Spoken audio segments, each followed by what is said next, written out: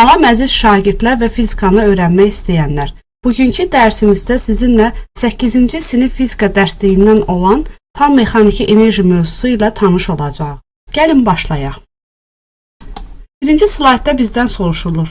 Topda hansı enerji çevrilmələri baş verir? Oğlan topu bir əlindən digərinə atıb tutur. Şəklə fikir versək görərik ki, oğlanın bu işi görməsi üçün, bu topu atıb yuxarıya doğru hərəkət etdirməsi üçün o mütləq müəyyən enerjiyə malik olmalıdır. Bu zaman biz demişdik ki, bu enerji kimyəvi enerjidir. Yəni, həmin oğlanın kimyəvi enerjisi mexaniki enerjiyə çevrilir. Çünki mexaniki enerji demişdik ki, cismin qarşılıqlı təsir və hərəkət enerjisidir. Amma topun hərəkəti zamanı biz kinetik və potensial enerjilərinin dəyişməsini görə bilərik. Hərəkət zamanı biz bilirik ki, cisim kinetik enerjiyə malik olur, amma müəyyən hündürlükdə olduqda isə bu maksimal potensial enerjiyə malik olur. Yəni bizdə burada kimyəvi enerji mexaniki enerjiyə çevrilib, mexaniki enerjinin daxilində də kimyəvi və potensial enerji çevrilmələri baş vermişdir. Digər şəklə baxsaq, görərik ki, velosipedçi hərəkət edir və burada bizdən soruşulur ki, mexaniki enerjidə hansı çevrilmələr baş verir və 1-3 vəziyyətlərində hansı mexaniki enerjiyə malik olur. Yarışmada velosipedçi müxtəlif yüksəkliklər qət etməli olur. Aşağıda adətən cisim kinetik enerjisi maksimum olur. Bu yuxarı qalxdıqca hündürlük artdığından, yəni 2 nöqtəsində cisim potensial enerjiyə malik olur. Yəni aşağı düşdüyü zaman 3-də kinetik enerjiyə malik olur. Yəni maksimum qiymətinə malik olur. Ən aşağı nöqtəsində biz deyə bilərik ki, burada potensial enerji 0-a bərabərdir, lakin hərəkət olduğundan kinetik enerji vardır. Yəni biz deyə bilərik ən yüksək nöqtədə o maksimal potensial enerjiyə malik olur. Ən aşağı nöqtələrdə biz deyə bilərik ki, onların potensial enerjisi 2 nöqtəsinə nəzərən az olur, lakin kinetik enerjisi isə daha böyük qiymət alır. Keçək digər şəklə. Digər şəkildə də bizdə göstərilir ki, Leyla əlindəki topu sərbəst buraxır və döşəməyə dəydikdən sonra top yuxarı sıçrayır. Bizdən soruşulur, top Leylanın əlində olanda hansı enerjiyə malikdir? Əslində top Leylanın əlində olanda biz müəyyən hündürlükdə malik olduğundan biz deyə bilərik ki, bu zaman cisim potensial enerjiyə malikdir. Çünki hərəkət yoxdur. Yəni deyə bilmərik ki, burada kinetik enerji mövcuddur. Lakin hərəkət edəndə aşağıya doğru onun sürəti artdığından deyə bilərik ki, bu zaman cismin kinetik enerjisi artır. Lakin hündürlük azaldığından deyirik ki, potensial enerji azalır. Döşəməyə dəydikdən sonra top hansı enerji hesabına yuxarı sıçrayır? Əslində döşəməyə dəyən zaman o enerjinin bir hissəsini döşəməyə verir. Yəni çünki onun daxilindəki atom molekullar başlayır hərəkət etməyə və burada daxili enerji istilik enerjisi yaranır. Ona görə də onun mexaniki enerjisinin bir hissəsi istilik enerjisinə çevrilir. Qalan hissəsi yenidən mexaniki enerji olaraq özündə qalır və nəticədə o müəyyən qədər hündürlüyə qalxa bilir. Lakin əvvəlki hündürlüyə nəzərən ikinci hündürlüyü daha az olur və daha az hündürlüyə qalxa bilir. Yenə də burada onun yuxarıya qalxmasının səbəbi mexaniki enerjidir. Təbiətdə müxtəlif növ enerjilər mövcuddur. Enerji heç vaxt öz-özünə yaranmır və ya yox olmur. Sadəcə bir növündən digər növünə çevrilir. Biz enerji növləri ilə əvvəlki dərslərdə tanış olmuşduq. Demişdik ki, səs enerjisi, istilik enerjisi, işıq enerjisi, mexaniki, elektrik, nüvə, bioenerji, kimyəvi enerji. Yəni bu enerjilər haqqında məlumatınız yoxdursa, əvvəlki dərsə qayıdıb enerjilər haqqında geniş məlumat ala bilərsiniz. Enerji çevrilmələri ilə tanış olaq. Məsəl üçün, bizdə işıq və istilik enerjisi, biz bilirik günəşdə işıq və istilik enerjisi olur.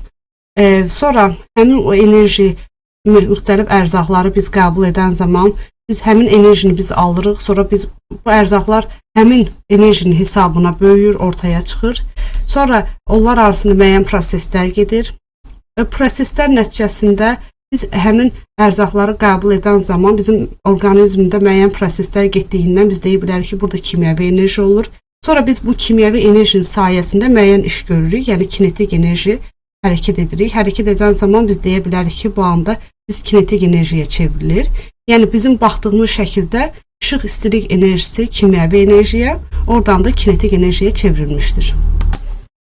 Keçək digər slayda.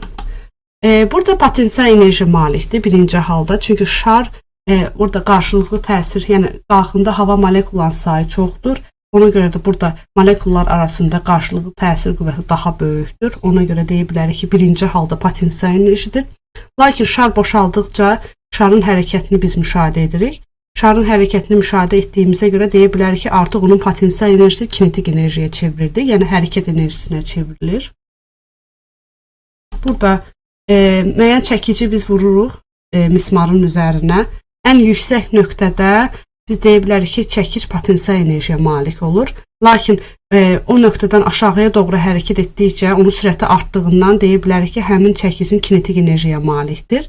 Və biz o anda deyə bilərik ki, burada potensial enerjinin kinetik enerjiyə çevrilməsini müşahidə edirik. O biri misalda, yəni bizdə oxun yaydan atılması müşahidə olunur. Əgər biz yayı maksimum dartan zaman burada yayın qarşılıqlı təsir, yay arasında müəyyən qarşılıqlı təsir qüvvəsi yaranır. Bilirik ki, bu elastiklik qüvvəsidir. Bu elastiklik qüvvəsi yarandığından biz burada deyə bilərik ki, elastik yay potensial enerjiyə malik olur. Lakin həmin hərəkətdən sonra həmin yaydan oxun hərəkəti isə biz deyə bilərik ki, artıq kinetik enerjidir. Çünki orada artıq ox müəyyən sürətə malik olur. Sürətə malik olduğundan deyirik ki, burada potensial enerji kinetik enerjiyə çevrilir. Yemək yeyilən zaman aşağıdakı enerji çevrilmələri baş verir. Biz bilirik ki, yemək yeyən zaman bizim daxilimizdə, orqanizmimizdə müəyyən proseslər gedir. Bu proseslər deyə bilərik ki, kimyəvi enerjidir. Çünki kimyəvi proseslər gedir. Bu enerji sayəsində biz müxtəlif işlər görə bilirik və bədənin temperaturu tənzimlənir. Bizim böyüməyimiz tənzim olunur. Hərəkət enerjisi həmçinin deyə bilərik. Çünki biz bu enerji sayəsində müxtəlif işlər ətrafda görə bilirik.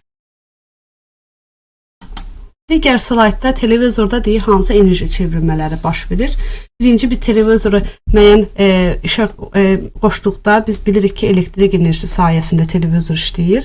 Sonra bu elektrik enerjisi biz səs enerjisinə çevrilir. Çünki ondan səs eşidə bilirik. İşığını görə bilirik, işıq enerjisini çevrilir. Həmçinin istilik enerjisi. Çünki onun ekranına toxunduqda müəyyən qədər orada istilik enerjisini müşahidə edə bilərik. Yəni istiliyi hiss edə bilərik.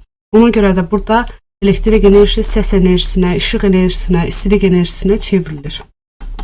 Közərmə lampasına baxsaq, közərmə lampası da elektrik enerjisi sayəsində işləyir.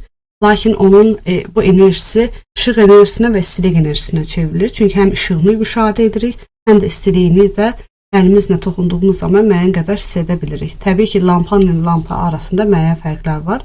Hər bir lampa müəyyən işığa, müəyyən istiliyə malik olur. Yəni burada da elektrik enerjisi işıq və istilik enerjisinə çevrilir.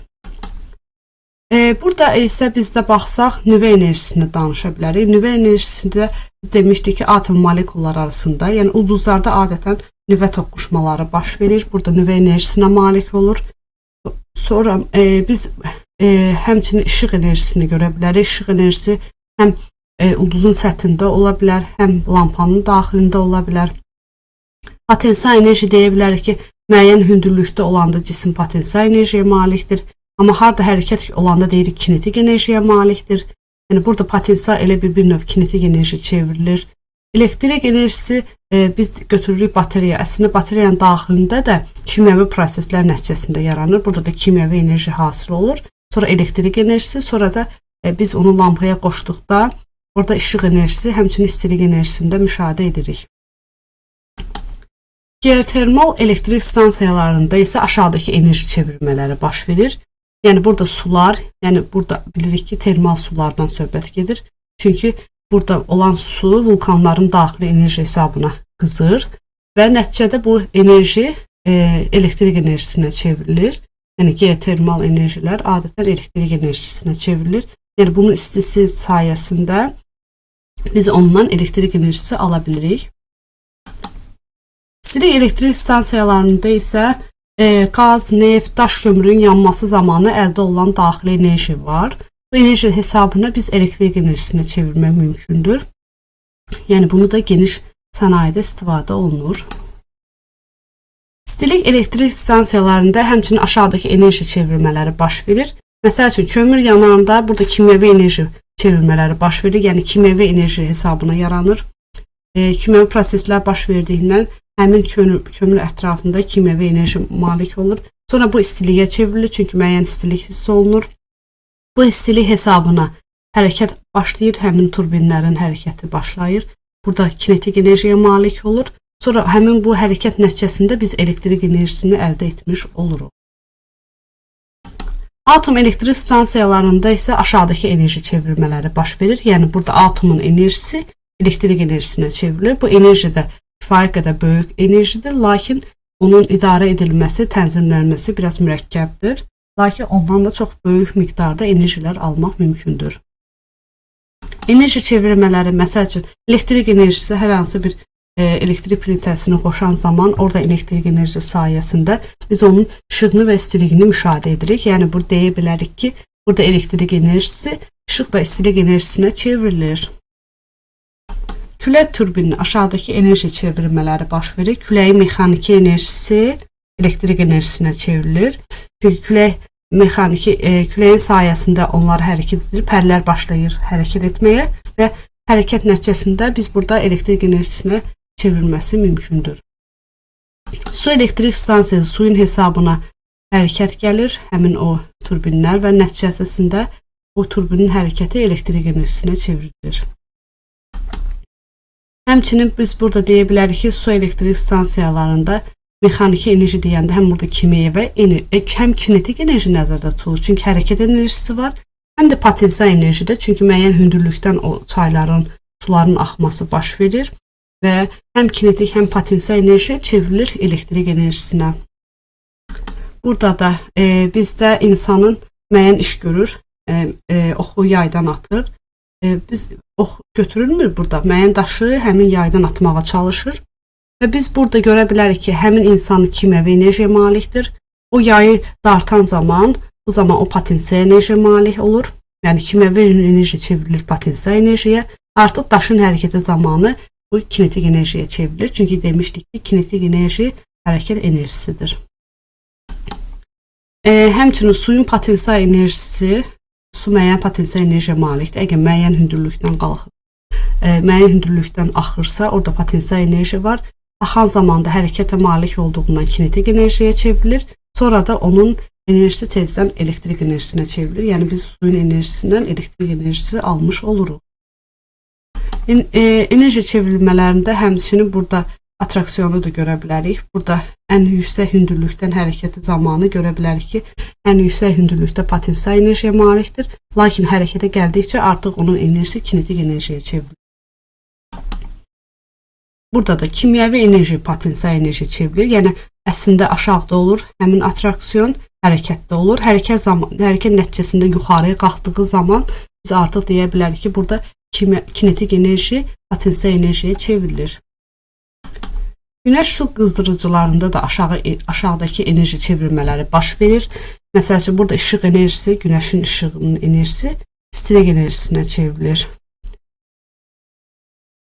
Günəş panellərində isə günəşin işıq və istilik enerjisi çevrilir elektrik enerjisini. Bu da geniş istifadə olunan enerji növlərindən biridir. Həmçinin günəşdə də panellərində həm işıq, həm istilik dedik ki, elektrik enerjisinə çevrilir. İdmançı yuxarıdan aşağıya düşərkən bu zaman o ən yuxarı nöqtəsində potensial enerjiyə malik olur. Aşağı düşdükcə o artıq hərəkətə malik olduğundan kinetik enerjiyə çevrilir. Elektrik ütüsündə isə aşağıdakı enerji çevrilmələri baş verir. Elektrik ütüsü elektrik enerjisi sayəsində iş görə bilir və elektrik enerjisi burada istilik enerjisinə çevrilir. Çünki müəyyən müddətdən sonra onda istilik hiss olunur.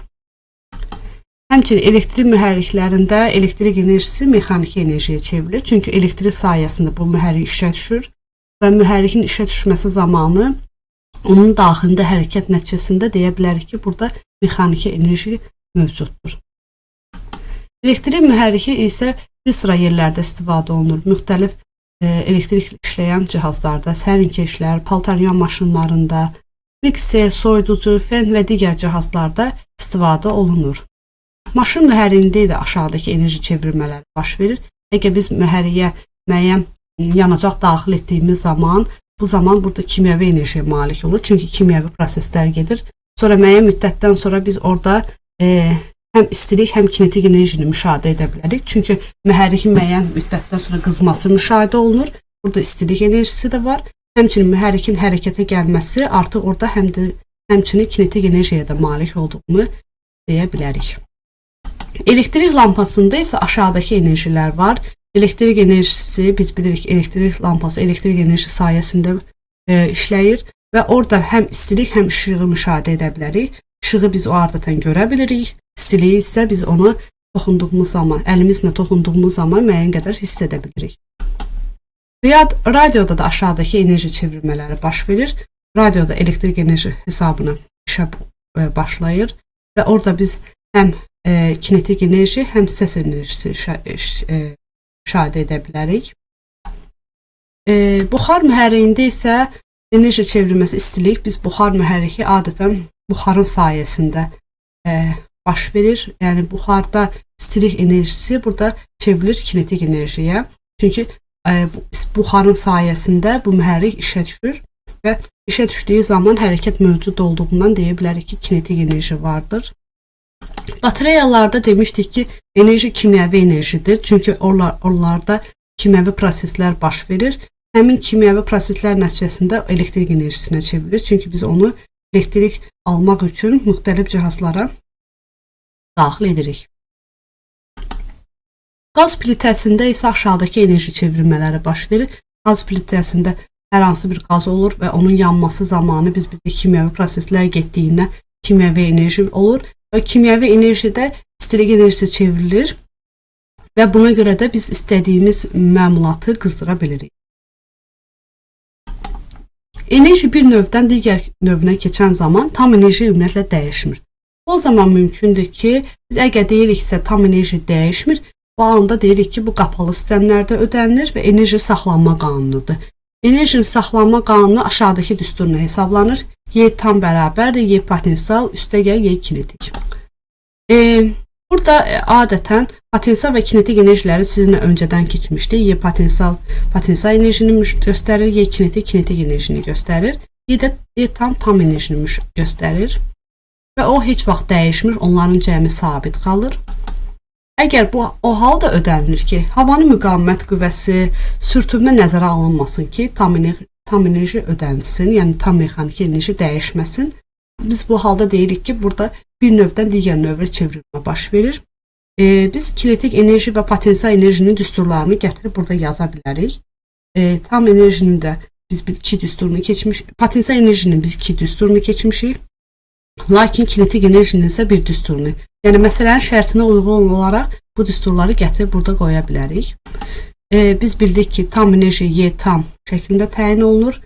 Tam mexaniki enerjini göstərir. YP potensial enerjini göstərir. YK isə kinetik enerjini göstərir. Hər üç kəmiyyət skalyardır. Vahidi jouldur, cihazı isə yoxdur. Sürtünmə təsiri olmadıqda, sürtünmənin əgər təsiri olsa, biz dedik ki, sürtünmə olmayanda tam mexaniki enerji ödənilir. Lakin sürtünmə olan zaman, bu zaman tam mexaniki enerjidə azalma müşahidə olur. Çünki mexaniki enerjinin bir hissəsi cismin istilik enerjisinə çevrilir. Çünki orada müəyyən qızma müşahidə olunur. Məsəl üçün, maşın tormozlanan zaman onun təkərləri ilə yol arasında sürtünmə qüvvəsini əgər biz nəzərə alsaq, sürtünmə qüvvəsinin sayəsində təkərlərdə müəyyən istilik müşahidə olunur. Bu zaman onun mexaniki enerjinin bir qismi istilik enerjisinə çevrilir və bu zaman deyə bilərik ki, burada artıq tam enerjinin saxlanma qanunu ödənilmir. Enerji itkisi olduğundan. Bu cədvəldə biz sizinlə əvvəlki dərslərimizdə öyrəndiyimiz düsturları bu cədvəldə yazmışıq. Bu cədvəl sayəsində siz onu özünüzdə də qeyd edib məsələ həllində istifadə edə bilərsiniz. Həmçinin bugünkü keçdiyimiz tam enerjinin düsturunu da bura daxil etmişik. Yəni tam enerjinin düsturunu da tam yaxşı bilmək üçün də kinetik və potensial enerji düsturlarını da mükəmməl bilmək vacibdir. Gəlin indi bir daha dərindən tanış olaq. Ümumiyyətlə tutalım yuxarı aşağı hərəkətlərə baxaq. Yuxarı və aşağı hərəkətlər zamanı enerji saxlanılır. Əgər biz yenə də deyirik, havanın müqavimət qüvvəsi, sürtünmə qüvvəsi nəzərə alınmırsa. İndi baxaq. Ən aşağı nöqtədə bizdə top kinetik enerjiyə malikdir. Çünki orada maksimum sürətə malikdir. Maksimum sürətə malik olduğuna görə burada tam enerji kinetik enerjiyə malik olur. Yəni mv kvadratı bölünsün 2. Lakin hündürlük olmadıqda sıfıra bərabər olur bu anda. Potensial enerji də sıfıra bərabər olur. Lakin müəyyən hündürlüyə qalxdıqda ən maksimum hündürlükdə potensial enerji maksimum qiymətini alır. Çünki hündürlük maksimum olur. Lakin o anda ən yüksək nöqtədə bir anlıq dayandığından orada sürətə malik olmur və kinetik enerji sıfıra bərabər olur. Yəni biz burada deyə bilərik ki, ən aşağı nöqtədə tam enerji kinetik enerjiyə malik olur. Ən yuxarı nöqtədə bizə tam enerji potensial enerjiyə malik olur və bu hallarda aşağı nöqtədə kinetik öz maksimum qiymətini alır. Ən yuxarı nöqtədə isə potensial öz maksimum qiymətini alır. Həmçinin bu şəkildə də eyni cür göstərilmişdir. Sadəcə aralıq mövqelərdə cisim həm kinetik, həm potensial enerjiyə malik olur. Çünki aralıq mövqedə cisim həm müəyyən hündürlüyə malik olur, həm də müəyyən sürətə malik olur. O zaman biz tam enerjini yazsaq, həm kinetik enerjinin üstünlüyünü nəzərə alırıq, həm də potensial enerjinin üstünlüyünü burada nəzərə alırıq. Yəni toplanılır. Bu şəkildə bunları dediklərimizi bir daha ümumiləşdirib, yəni belə çıxır ki, biz yuxarı qalxdıqca bizim potensial enerjimiz azalır, çünki hündürlük azalır. Lakin aşağı düşdükdə sürət artdığından kinetik enerjimiz artır. Həm yuxarı, həm aşağı nöqtələrdə potensial enerji və kinetik enerji bu cür şəklində təyin olunur və tam enerji uyğun olaraq potensial və kinetik enerjiyə bərabər olur.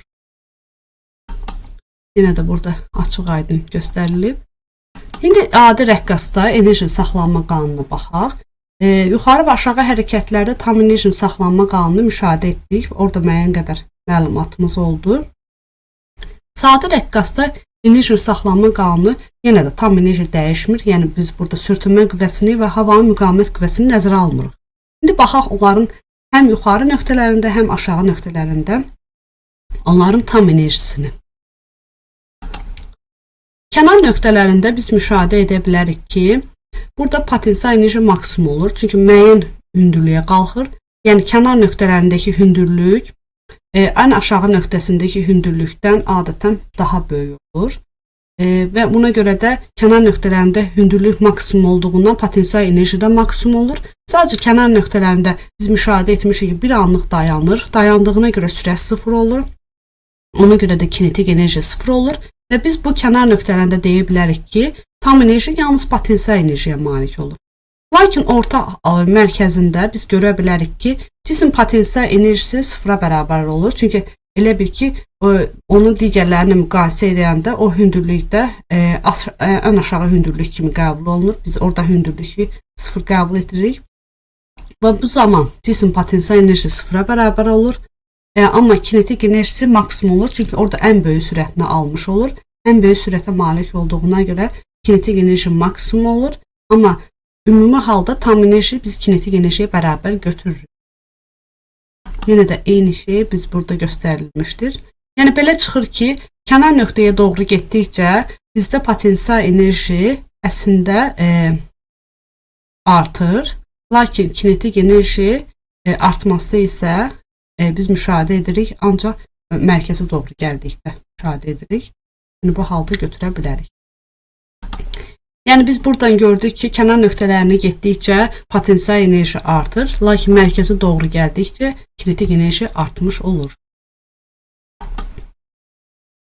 Amma aralıq mövqelərdə biz cismin həm potensial və həm kinetik enerjiyə malik olduğunu deyə bilərik. Çünki həm aralıq mövqedə həm sürətə malik olur, həm də müəyyən hündürlük olduğundan biz burada həm potensial, həm kinetik enerjinin cəmindən istifadə edərək tam enerjini yazmış olacağıq.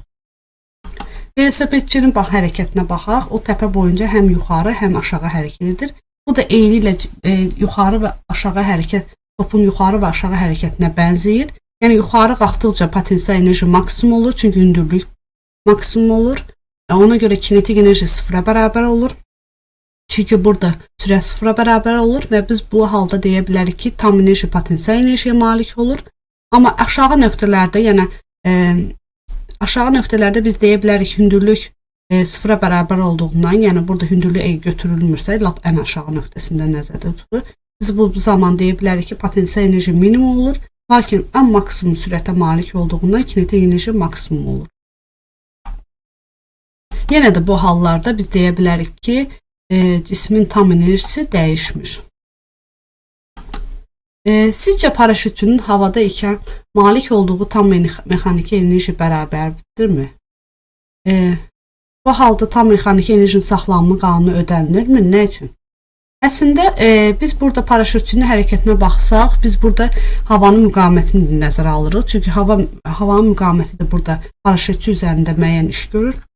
Və bu zaman deyə bilmərik ki, tam mexaniki enerjinin saxlanma qanunu ödənilir. Çünki biz demişik ki, tam mexaniki enerjinin saxlanma qanunu ödənməsi üçün ya sürtünmə qüvvəsini nəzərə almamalıyıq, ya da havanın müqavimət qüvvəsini nəzərə almamalıyıq. Ona görə də burada tam mexaniki enerji dəyişikliyi müşahidə olunacaq. Nigar yayı sıxaraq üzərinə top qoyur və yayı sərbəst buraxdıqda topun yuxarı qalxdığını müşahidə edir. İndi bizdən soruşulur. Yayı sıxıb saxladıqda bu hansı enerjiyə malikdir? Yayı sıxıb saxlayan zaman biz deyə bilərik ki, cisim müəyyən potensial enerjiyə malikdir. Çünki burada elastik enerjisi, elastiklik qüvvəsi maksimum olur. Çünki yayın sıxılması artır və elastiklik qüvvəsi olduğundan biz burada potensial enerji maksimum qiymətinə malik olur. Həmçinin demişdik ki, potensial enerji yayın sıxılması və uzanması ilə kvadratik düzdür. Lakin yuxarı atılan zaman, topun yuxarı hərəkəti zamanı deyə bilərik ki, artıq burada potensial enerji kinetik enerjiyə çevrilir. Çünki topun hərəkəti müşahidə ediləndə hərəkət olduğundan kinetik enerji həmin ən yüksək nöqtədə cisim kinetik enerjiyə malik olur. İkinci sualda deyilir ki, yay əvvəlki vəziyyətinə qayıtdığı müddətdə yayın potensial və cismin kinetik enerjisi və potensial enerjisi necə dəyişər? Əvvəlcə yayın potensial enerjisi, yəni əvvəlki vəziyyətinə qaydanda yayın potensial enerjisi azalır. Çünki cismin elə bil ki, sıxılması azalır. X azaldığından biz deyə bilərik ki, yayın potensial enerjisi azalır.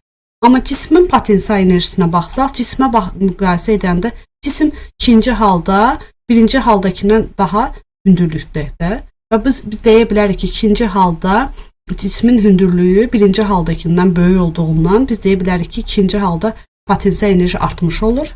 Kinetik enerji də yenə də artmış olur. Çünki kinetik enerji də bilirik ki, sürətlə bağlıdır. İkinci halda sürət artdığından biz deyə bilərik ki, cismin kinetik enerjisi də artır. Top yaydan ayrılıb yuxarı hərəkət etdiyi müddətdə onun kinetik və potensial enerjisi necə dəyişir? Yuxarı hərəkət edən zaman biz deyə bilərik ki, burada potensial enerji artmış olur. Yəni biz topun potensial enerjinin artdığını müşahidə edərik, çünki hündürlüklər artmış olur. Kinetik enerjisi isə əslində ən yüksək nöqtədə bir anlıq dayandığından kinetik enerjisi bu zaman azalır. Və tam mexaniki enerjisi də biz burada əgər nəzərə o zaman saxlanılır ki, biz burada əgər sürtünmə qüvvəsini, havanın müqavimət qüvvəsini nəzərə alınırsa, saxlanılır. Növbəti slaydda biz sizinlə tam mexaniki enerjiyə aid məsələlərə baxaq. Məsələnin şərtində bizə deyilir ki, kütləsi 6 kiloqram olan dron yer səthindən 0,5 km hündürlükdə uçur. Dronun sürəti 36 km/saat olarsa, onun tam mexaniki enerjisini hesablayın. Gəlin məsələnin şərtində verilənləri yazaq. Bizə verilib kütlə. Kütlə bilirik M hərfi ilə işarə olunur. Yazırıq M bərabərdir 6 kiloqram. Hündürlük verilib bizə. Hündürlüyü bilirik H bərabərdir 0,5 km. Bunu da əsas vahidlərlə ifadə etsək, minə vurmalıyıq. Bu zaman 500 metr eləyəcək. Sürət verilib bizə. Sürətdə biz 36 km/saat verilib. Biz 36 km/saatı metr/saniyə çevirməliyik. Bu zaman 36-nı biz bilirik ki, minə vurub 3600-ə bölürdük. Bölsək, aldığımız cavab 10-a bərabər olur. Çünki 1 kilometr 1000 metr idi, 1 saat 3600 saniyə idi. Tapmalı hissəsində bizdən Y tam enerjini soruşur.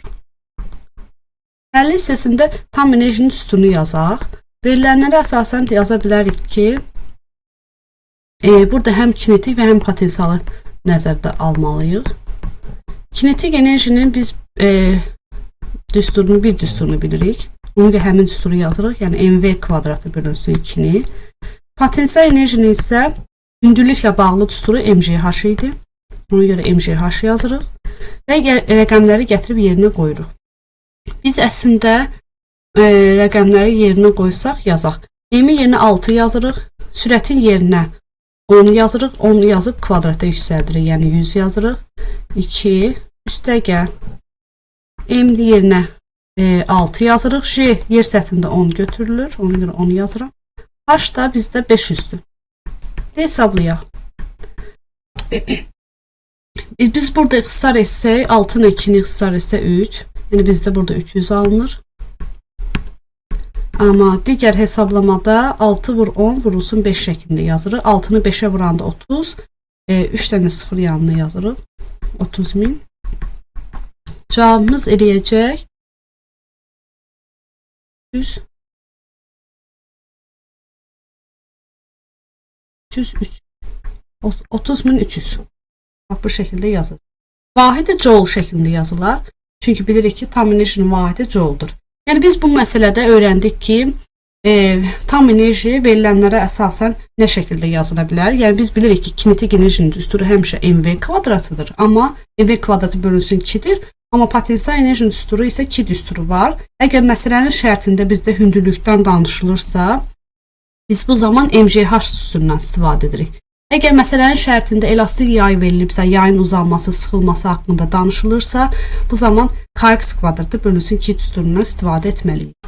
Ona görə də biz tam enerjinin həm kinetik, həm potensial enerji düsturlarını daxil etdik və onların yerinə verilənləri qoyub hesabladıq. Və biz bu məsələ həllində tam mexaniki enerjinin hesablama qaydası ilə tanış olduq. Keçək digər məsələyə.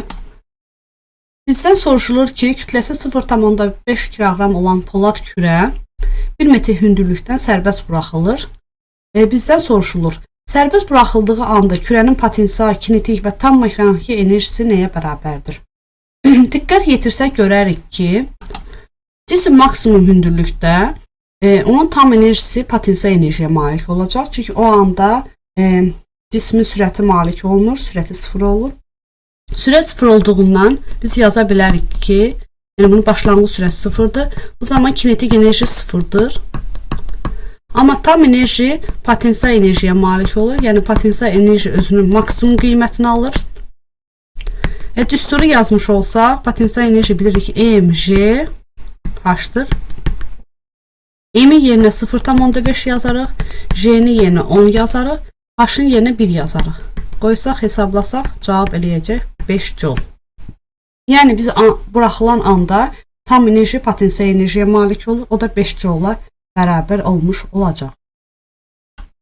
Həmin məsələnin digər hissəsində bizdə soruşulur ki, kürə yer səthindən 0,4 metr hündürlükdə olduğu zaman onun kinetik enerjisi nəyə bərabərdir? Biz bayaqki məsələdə biz tam enerji haqqında məlumat aldıq. Bildik ki, tam enerji 5 joule-la bərabərdir. Yəni bu bütün hallarda tam enerji biz dəyişilmirsə, yəni havanın müqaviməti nəzərə alınmırsa, biz hər bir halda deyə bilərik ki, tam enerji 5 joule-la bərabərdir. 0,4 metr hündürlükdə biz cismin potensial enerjisini təyin edə bilərik. Gəlin onun potensial enerjisini təyin edək 0,4 metr hündürlükdə. Yəni bu o deməkdir ki, biz H-ın yerinə 0,4 yazmalıyıq. M-in yerinə 0,5, J-in yerinə 10 və 0,4 yazsaq, görərik ki, cavabımız alınır 2. Biz bu zaman, əgər kinetik enerji tapmış olsaq, biz bilirik ki, tam enerji potensial və kinetik enerjilərin cəminə bərabərdir. Əgər bizdə tam enerji heç vaxt dəyişmirsə, eyni qiymətə malikdirsə, biz onu yerinə 5 yazarıq. Potensial enerjini biz tapdıq ki, 2-yə bərabərdir. Kinetik enerji yoxdursa, onu kinetik enerji olduğu kimi saxlayaq. Buradan da belə nəticəyə gəlir ki, kinetik enerji 3-ə bərabər olacaq. Yəni 5 çıxılsın 2-nin fərqinə bərabər olacaq. Yəni biz bu şəkildə təyin edə bilərik. Yəni biz hər bir məsələdə, əgər havanın müqaviməti nəzərə alınmırsa, bütün nöqtələrdə biz tam enerjini sabit götürməliyik, dəyişiklik etməməliyik. Potensial enerji hündürlükdən asılı olaraq dəyişdiyindən potensial enerji hündürlüyə uyğun hesablamalıyıq. Əgər kinetik enerjinin uyğun sürət verilməyibsə, biz tam enerjidən potensial enerjini çıxaraq kinetik enerjini təyin edə bilərik. Keçək digər məsələyə. Bizdən soruşulur ki, kürə yer səthinə dəydiyi anda potensial, kinetik və tam mexaniki enerjiyə nəyə bərabərdir? Yer səthinə dəyən zaman biz bilirik ki, biz bu zaman potensial enerji sıfıra bərabər olacaq. Çünki hündürlük sıfırdır. Tam enerji biz götürəcəyik kinetik enerjiyə bərabər. Tam enerjini kinetik enerjiyə bərabər götürəcəyik. Və kinetik enerji özünün maksimum qiymətini alacaq. Çünki yerə dəyən anda cisim maksimal sürətə malikdir. Tam enerjini biz tapmışdıq ki, 5 joule-a bərabərdir. Ona görə də biz burada deyə bilərik ki, cisim yerə dəyən anda malik olduğu enerji kinetik enerjidir. Və kinetik enerji özünün maksimum qiymətini alır. Və burada tam mexaniki enerji kinetik enerjiyə bərabər olduğundan hər ikisini 5 joule götürürük. Lakin hündürlük olmadığından potensial enerjini sıfıra bərabər götürürük. Digər məsələdə bizdə verilib ki, cisim yer səthindən 30 metr/saniyə sürətlə şaquli istiqamətdə yuxarıya doğru atılır. Yer səthindən hansı hündürlükdə cismin kinetik enerjisi potensial enerjisindən 4 dəfə böyük olar? Havanın müqavimətini nəzərə almayın. Havanın müqavimətini nəzərə almırsa, biz burada tam mexaniki enerji ödəniləcək. Ona görə də mexaniki enerjinin saxlanma qanunu ödənilir. Verilənləri yazsaq, bizdə verilib sürət 30 metr/saniyə. Yəni V 30-a bərabərdir. Heç bir də çevirmə aparmırıq. Sonra bizdən soruşulur ki, kinetik, yəni bizə verilir ki, kinetik enerji potensial enerjidən 4 dəfə böyükdür. Yazaram, Y kinetik bərabərdir.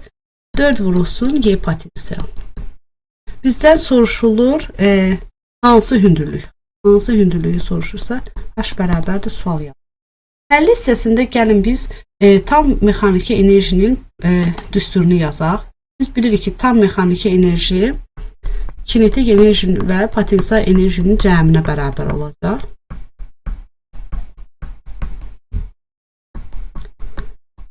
Bərabər olacaq. Sonra biz burada kinetik enerjinin yerinə 4Y potensial yaza bilərik. Çünki məsələnin şərtində verilib ki, kinetik 4Y potensiala bərabərdir. Onu yazsaq, yəni yaza bilərəm, Y tam bərabərdir. 4Y potensial üstəgəl Y potensial. Bu da eləyəcək 5 dənə Y potensial. Tam enerji bilirik ki, həmişə MGH düsturuna hesablanır. Əgər biz bunu yazsaq, yəni MGH, MV kvadratı bölünsün 2 düsturundan da hesablana bilər. Yəni istədiyimiz düsturu yaza bilərik. Biz məsələnin şərtinə fikir versək, biz burada hesabladığımız düsturlardan hansını hesablaya bilərik?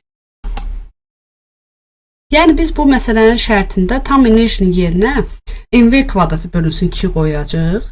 Səbəb ondan ibarətdir ki, burada bizə verilən sürət maksimal sürətdir.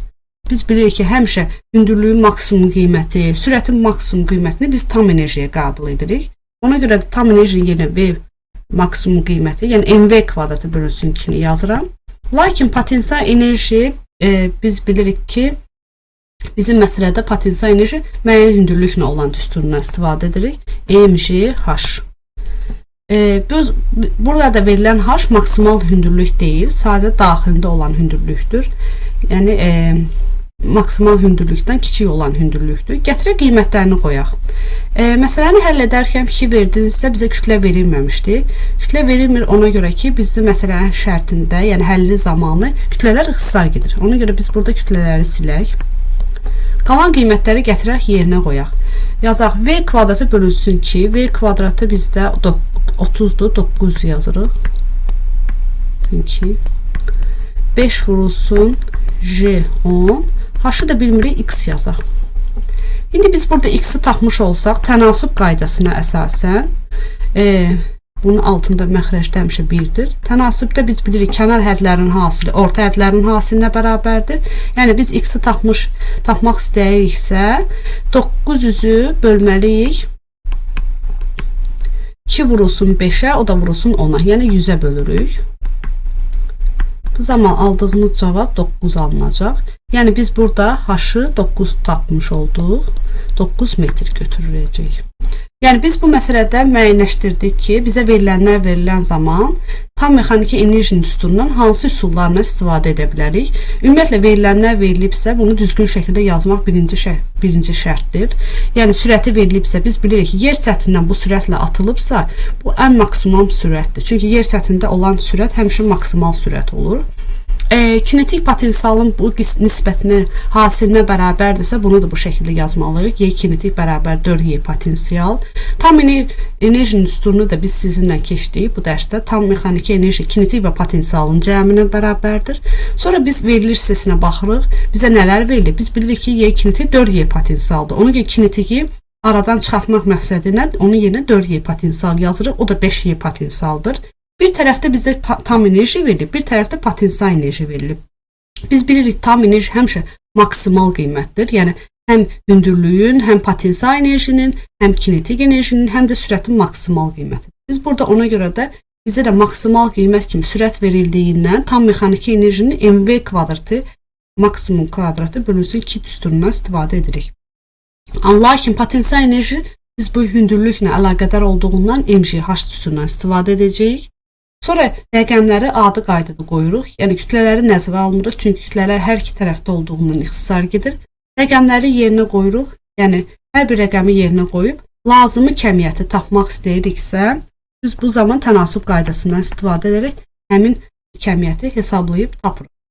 Deməli biz bu dərsimizdə sizdə tam mexaniki enerji anlayışı ilə tanış olduq və müxtəlif enerji çevrilmələrinə, real nümunələrlə tanış olduq və bildik ki, hansı nümunələrdə hansı enerji çevrilmələri baş verir.